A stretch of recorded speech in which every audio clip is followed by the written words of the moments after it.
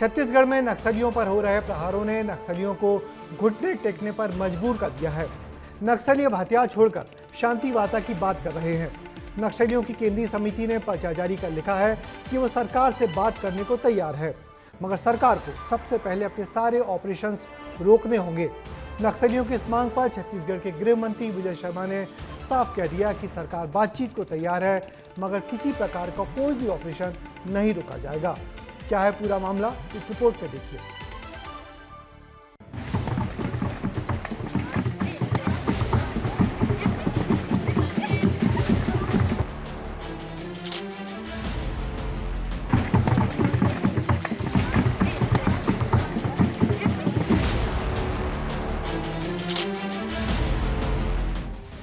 दो 2023 से 2025 तक छत्तीसगढ़ में क्या बदला है, वो ये दो तस्वीरें बयां करने के लिए काफी है। लाल आतंक के नामो निशान को मिटाती जवानों की ये बंदूकें बार बार अमित शाह के उस बयान को याद दिला रही है, जिसने नक्सलियों के लिए शायद सारे रास्ते ही बंद कर दिए। तभी तो नक्सली अब हथियार छोड़कर शांति वार्ता की बात कर रहे हैं।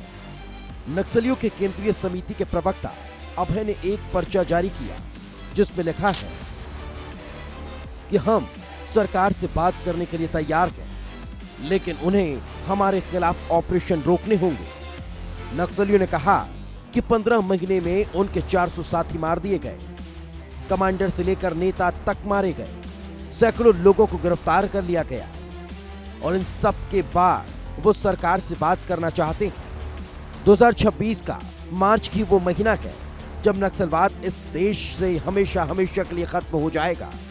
लेकिन ठीक एक साल पहले मार्च 2025 में नक्सलियों के गढ़ में घुसकर जवानों ने जो किया, ये शांति वार्ता उसी का असर है। सिर्फ मार्च के महीने में 52 नक्सलियों को मौत के घाट उतार दिया गया, और इन ऑपरेशंस ने नक्सलियों की जमीन को हिलाकर रख दिया।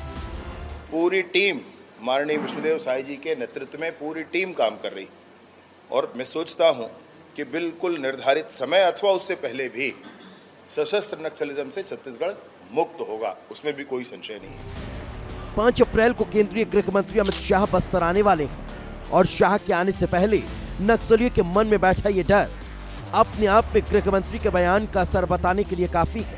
नक्सलियों ने शांति वार्ता के लिए कुछ शर्तें रखी हैं। नक्सली चाहते हैं कि उनके खिलाफ चल रहे ऑपरेशन रोक दिए जाएं।